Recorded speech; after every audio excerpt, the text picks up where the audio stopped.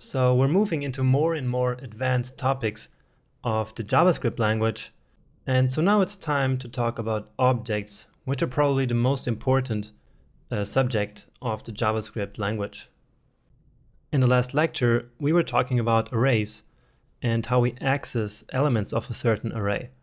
Now imagine that you would like to access the elements of an array not by its number, not by its order number, but by a specific name, a specific keyword. You couldn't do that, right? So just to remember, with arrays it works like this. So imagine an array 1, 2, 3. Then to access the first one, you would just write it like this. But if we wanted to give each of the members a specific name, then we would have to use objects. Because in objects, we have key value pairs, which means that each value has a name, which is then the key. And we use objects to group together different variables that belong together and which have no particular order.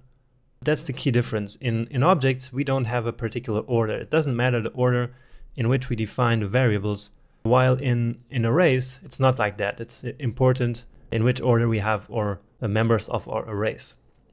So the array with data about John that we created in the last lecture could actually be better constructed using an object. So let me show it to you and to see how it works. So such as with arrays, there are different ways of creating objects. But the most important one and the most common one is the so-called object literal, which goes like this. So I'm going to call it John again. And instead of the square brackets, we use the curly brackets. And then we usually hit enter or return to create a new line where we then can put the data. And remember, we have key value pairs in objects. So we have a key, which I will call name, and then the value, which is John. And then once again, such as in the array, we have a comma and then we write the next one. And we usually write each of the elements in a different line. But in JavaScript, it doesn't really matter if you have different lines or any kinds of returns or spaces. JavaScript ignores all of that actually.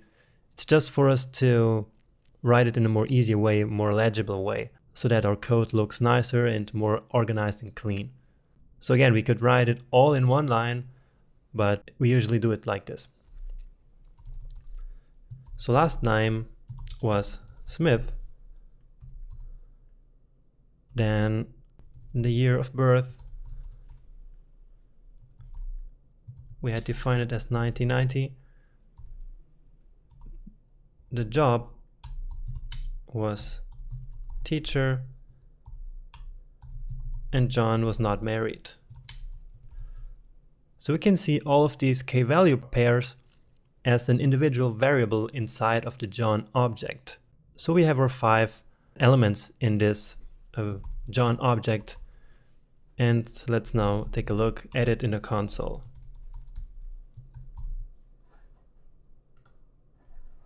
Alright, so we have an object, and here we have the 5 key value pairs. So name John, last name is Smith, year of birth is 1990, job is teacher, and he is not married. So how do we now retrieve an element out of this object? Now, as I said right in the beginning, the difference here is that we're not going to use numbers, and that the order in which the variables are declared, or the key value pairs are declared inside of the object, does not matter. So to read a value out of an object, there are 2 main ways. The first one is to use the dot notation, and let's say we want to get the last name, we can just write dot last name. And if we console log this, it should say Smith. And that's right, here it is. And a similar way we will also console log this is to use the square brackets, such as we did with the arrays. So square brackets and then the key. And we have to pass the key here as a string. So we need the quotes and then last name. So let's see. And that's also Smith. So these are the 2 main ways that we read values out of an object. And we can even create a variable which has the name of the key that we want to retrieve. For example, like this. Let's just create a random variable called xyz, which we will call job. And then we can retrieve the value simply like this: John, then the square brackets, and x, y, z. So let's see, this should give us teacher. All right. And that's simply because in this variable container we stored job. So of course this x, y, z was then replaced with the string job. And then it's the same as we have here. So John job is then teacher. Okay, another thing is data mutation. And it's once again very similar to the array. So if we want to change something here, we can make it basically in the same way as we retrieved the values. So let's change John's last name. We can simply do John.lastName and say that now he is Miller. And we can also change his job.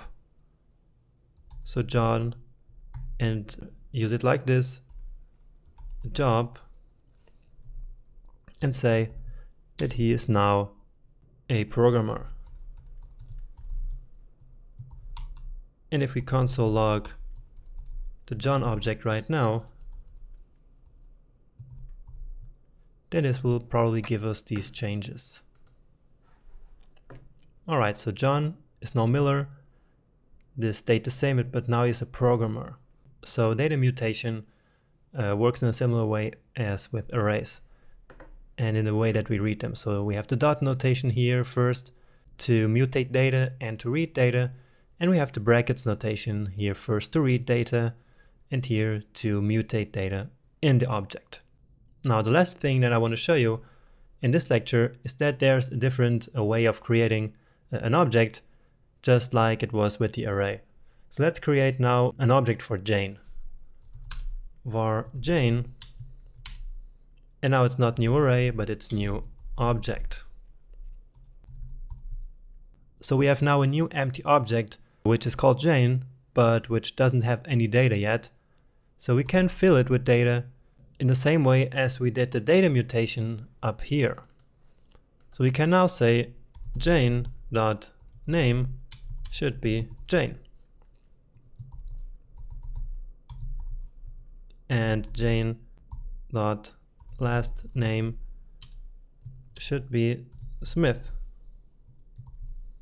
And Jane, and let's now make it a different way. Year of birth should be 1969. And Jane job, let's say, is retired. And finally, Jane is married equals true. So let's now take a look at how this object looks like. So console log Jane, and here we go. So as you can see here in the console, it looks the exact same way as the object that we created for John. We simply did it in a different way.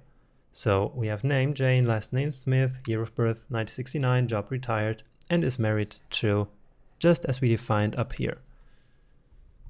So this is one way of creating an object, and this one is the second way. Okay, this is all I had to tell you in this first lecture about objects. In the next lecture, we will continue with objects and see that we can also use functions in object. So don't wait and come with me right there.